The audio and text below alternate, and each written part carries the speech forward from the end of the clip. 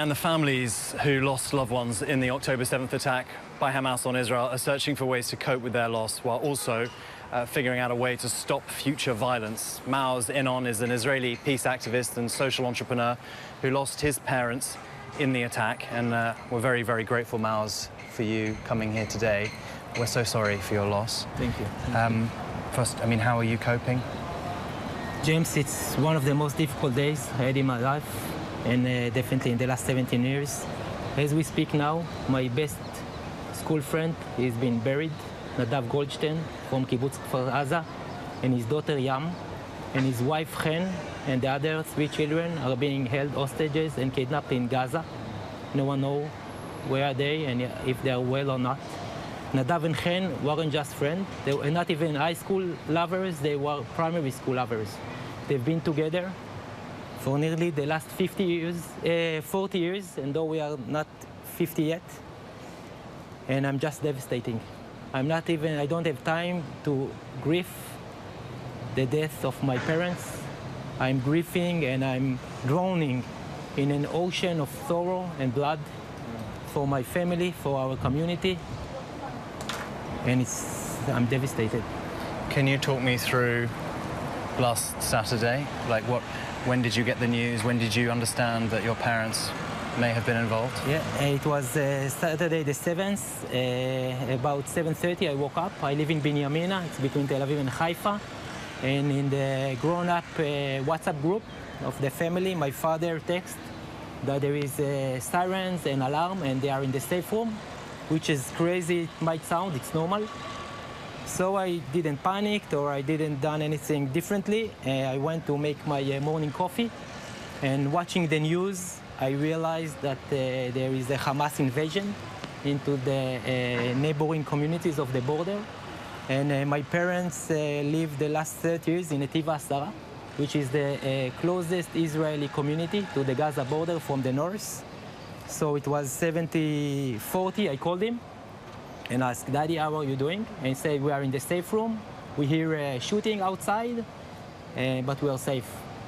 And 5 minutes after, I said, I must call him again, but there was no answer. And that was the last you heard from your father?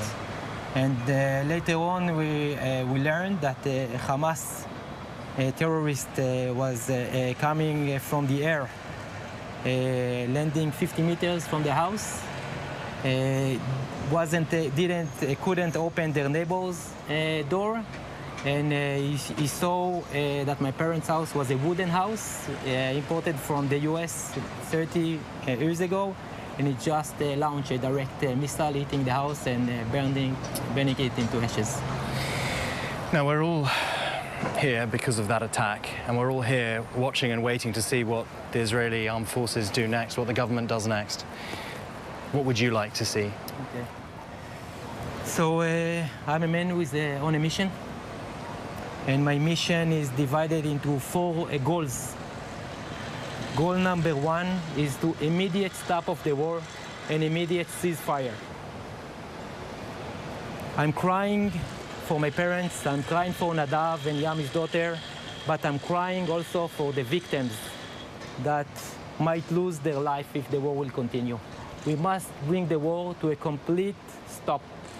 This is my goal number 1.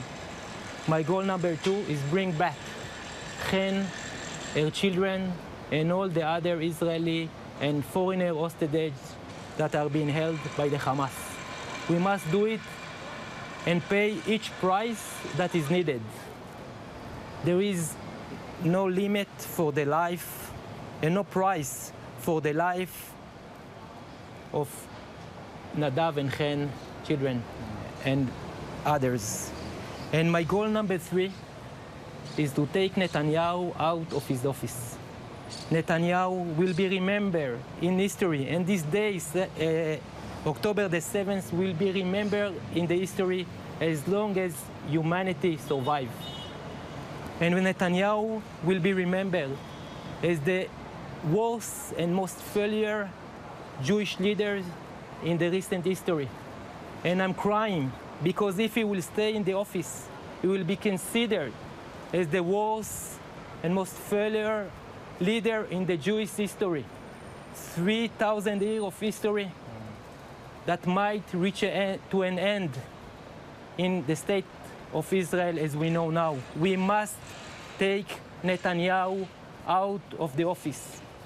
And my first goal, and the most difficult one, is to bring a message of hope, message of peace. We forgot to use those tools of peace, of reconciliation. And I'm learning for the American history, for the great people of America, and how many lost and victims, the war between you and Japan, between you and Germany. And now you are allies. You are sharing the same values of democracy, of civil rights. And I see no reason, I know it's possible that Israelis and Palestinians will share those values and would live in peace in a democracy between the Mediterranean Sea and the Jordan River. So we must bring this message of hope. War is not the answer, peace is the answer. Hope is the answer. And I'm crying and asking you to cry with me. Cry with me. Our tears will heal our wounds and will wash the blood from this earth. Thank you for being with us. Thank you. Very powerful, incredibly powerful. I think you'll agree for a man who lost both his parents to be calling for peace in this moment. Hi everyone, George Stephanopoulos here. Thanks for checking out the ABC News YouTube channel. If you'd like to get more videos, show highlights, and watch live event coverage, click on the right over here to subscribe to our channel, and don't forget to download the ABC News app for breaking news alerts. Thanks for watching.